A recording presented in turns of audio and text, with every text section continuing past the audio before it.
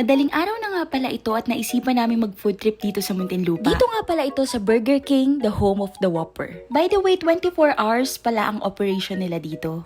Habang naghihintay ng order namin, heto nga at sabi ko kay Josh na videohan niya ako. Kaso nga lang,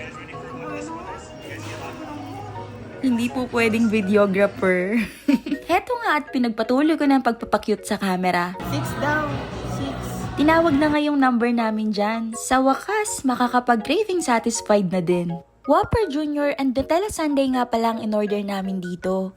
Para sa akin, sulit na sulit ang presyo ng burger na to sa halagang 79 pesos.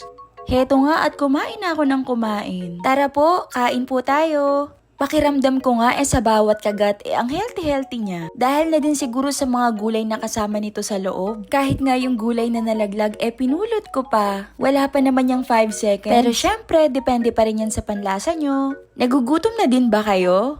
Kasi nagugutom ulit ako habang pinapanood to. Wala nga pala akong sinayang dyan. Kasi sabi nga nila, every bite is a blessing. Sinunod ko na nga pala yung bago nilang ice cream dito o mas kilalang Nutella Sundae. Nakita ko lang to online kaya heto at curious akong itry. 75 pesos nga pala ito at may kamahalan kumpara sa mga iba kong nakainan. Tara, tikman na natin. Disclaimer lang po, hindi po ako food critic ha.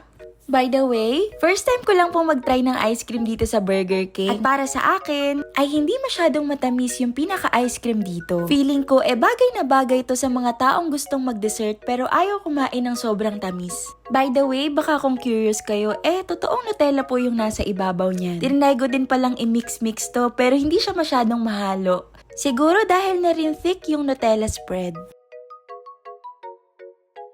Pinatikim ko nga pala si Josh at nagustuhan niya rin yung lasa. Parang baby lang no?